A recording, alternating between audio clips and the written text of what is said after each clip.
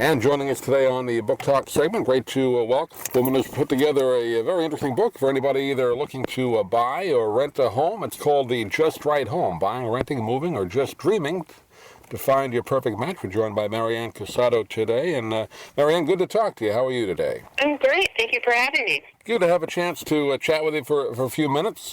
I guess from reading the news stories that the housing industry is doing better. At least people are looking for homes now, whether they're renting or buying. Do you see that out there?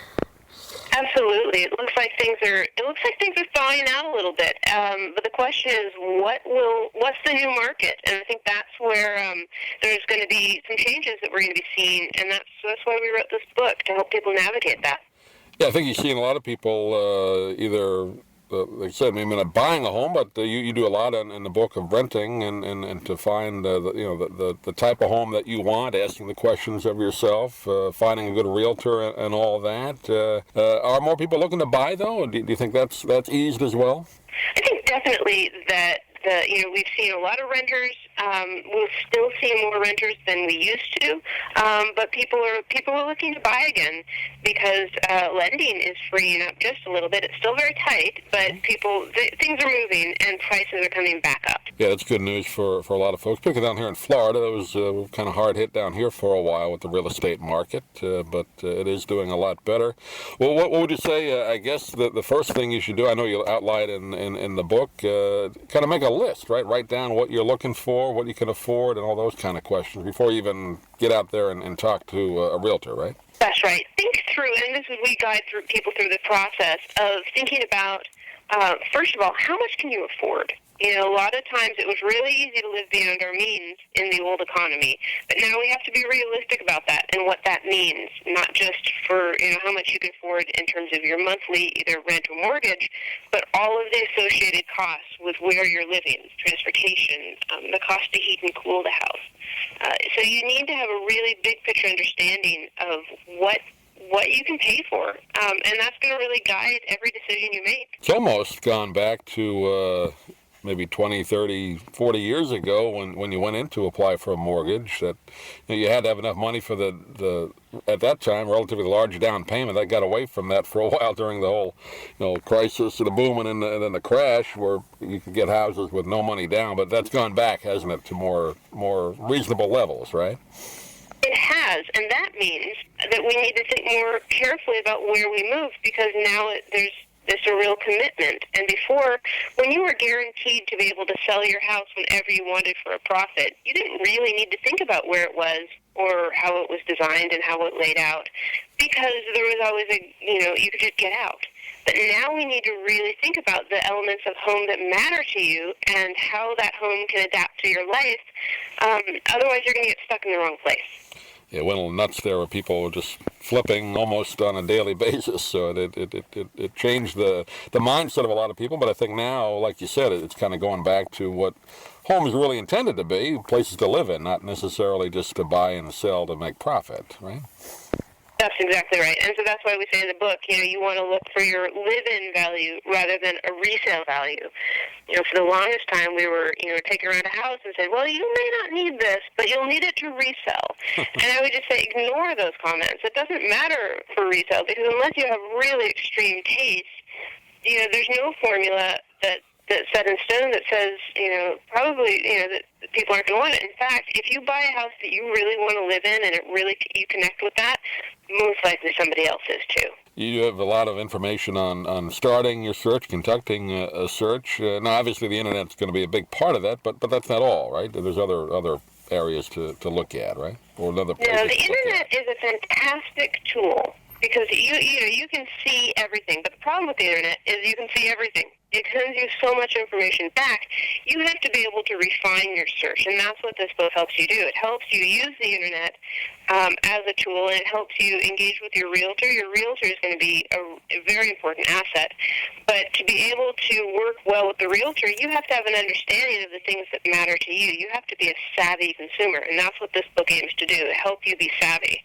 Yeah, I think there's a lot of like you said, a lot of information out there, but I think people are intimidated when they're dealing with realtors and all the questions you have to ask or information you have to know, so you don't get taken or spend more than you wanted to spend when you're getting your loan and all that. So you outline that very well, but maybe outline a couple of quick things. What are the biggest mistakes people make when first of all dealing with a realtor? Well, I think that we're not honest with ourselves about our realities. In a lot of cases, that comes down to how much we can spend, and so we let ourselves get pushed out of our price range. But we're not always realistic with how we want to live in a space. We'll take the yard.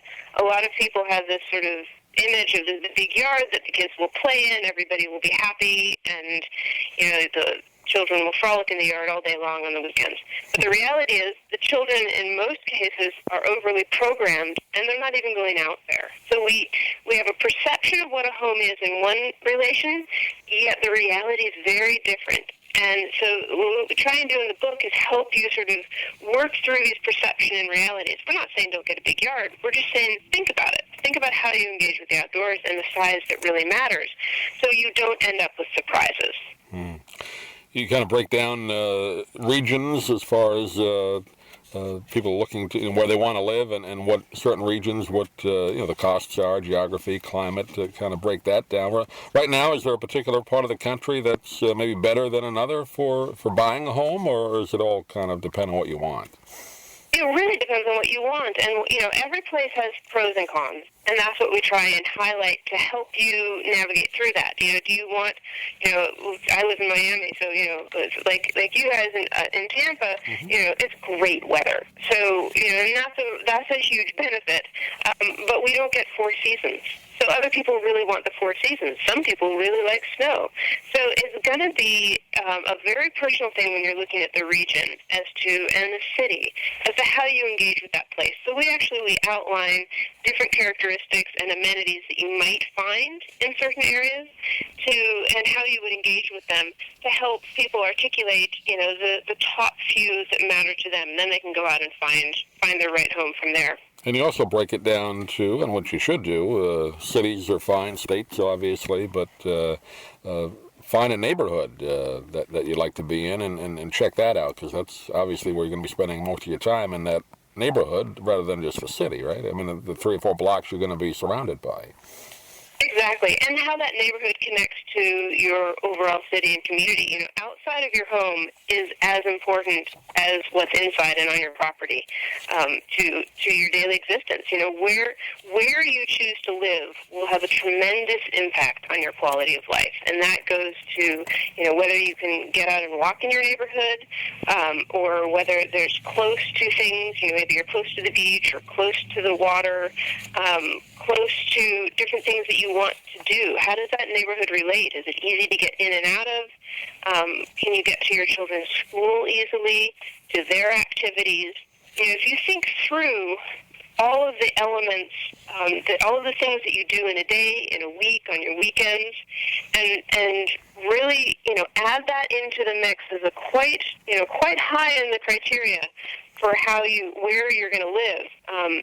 Where you live is more than countertops and square footage. Where you live is the whole picture, and that's what we try and encourage people to look at. Yeah. You got the emotional aspect of it, and you also have the concrete side, talking about materials and all that, which you really have to know, and you break it down into for people like myself that are kind of don't know a lot about that industry as far as putting it all together. I think it's going to help a lot of people that are not well versed in it. So I think you did a great job with the book.